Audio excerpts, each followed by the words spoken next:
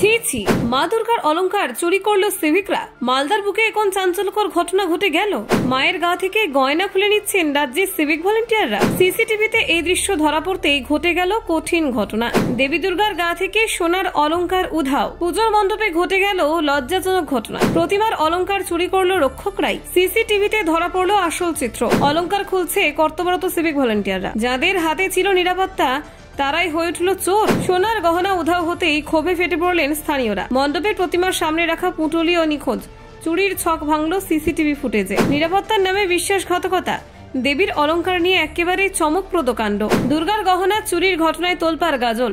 জানেন শেষ পর্যন্ত তাদের সাথে ঠিক কি ঘটলো? দেখুন। মালদার গাজলের 1 লাখি গান্ধী মোড় সর্বজনীন দুর্গাপুজোয় নবমীর দিন ঘটে গেল এক চাঞ্চল্যকর ঘটনা।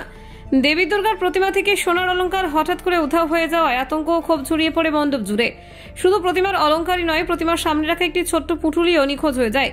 জানা যায় সেই পুঁটুলিতেও ছিল আরো কিছু মূল্যবান গহনা। অলংকার উধাও হয়ে যাওয়ার খবর ছড়িয়ে পড়তে আয়োজকরা দ্রুত সিসিটিভি ফুটেজ খতিয়ে দেখতে শুরু করেন। কয়েক ঘন্টার মধ্যে ফুটেজে ধরা পড়ে এমন এক দৃশ্য যা দেখে হতবাক হয়ে যান সকলে।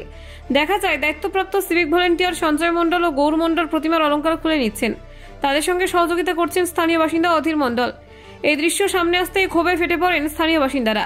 যে সিভিক ভলেন্টিয়ারদের হাতে পুজো নিরাপত্তার দায়িত্ব দেওয়া হয়েছিল তারাই দেবীর অলংকার চুরি করছেন।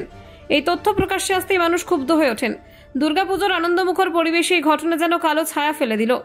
আয়োজকদের পক্ষ থেকে দ্রুত গাজল থানায় লিখিত অভিযোগ দায়ের করা হয়। অভিযোগ পেয়ে পুলিশ সক্রিয় হয়ে ওঠে। তদন্ত শুরু হওয়ার কিছুক্ষণের মধ্যেই 3 অভিযুক্ত সঞ্জয় মণ্ডল, গৌর মণ্ডল এবং অধীর মণ্ডলকে গ্রেপ্তার করে পুলিশ। পুলিশ সূত্রে খবর, গ্রেফতার হওয়া অভিযুক্তদের বিরুদ্ধে ইতিমধ্যেই মামলা রুজু হয়েছে। তাদের জেরা করে চুরি যাওয়া সোনার অলংকার উদ্ধারের চেষ্টাও চলছে। ঘটনাটিকে অত্যন্ত লজ্জাজনক বলে অভিহিত করেছেন পুলিশের এক কর্মকর্তা। স্থানীয়দের প্রশ্ন, পুজো নিরাপত্তার জন্য নিযুক্ত সিভিক ভলেন্টিয়াররাই যদি এইভাবে চুরির সঙ্গে জড়িয়ে পড়েন তবে তাদের উপর ভরসা রাখা যায় কিভাবে?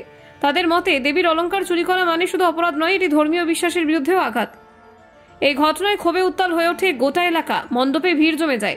মানুষ ক্ষোভ প্রকাশ করতে থাকেন এবং দোষীদের দৃষ্টান্তমূলক শাস্তির দাবি জানান। প্রসঙ্গত, সিভিক ভলেন্টিয়ারদের বিরুদ্ধে বিভিন্ন সময় নানান অভিযোগ উঠেছে। কখনো দুর্ব্যবহার, কখনো দুর্নীতি বা দায়িত্বজ্ঞানহীনতা। সব মিলিয়ে তাদের ভাবমূর্তি অনেক আগেই প্রশ্নের মুখে পড়েছে। তবে প্রতিমার অলংকার চুরির মতো ঘটনা এই প্রথম বলেই জানাচ্ছেন স্থানীয়রা।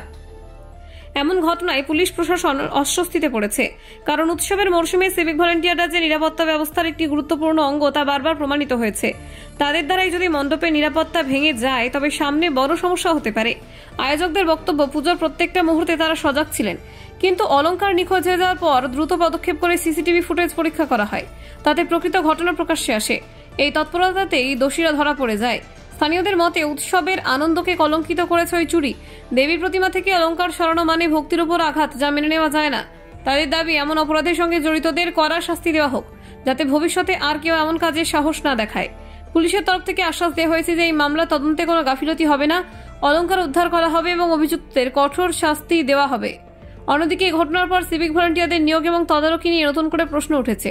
Bureau report, news prime Times.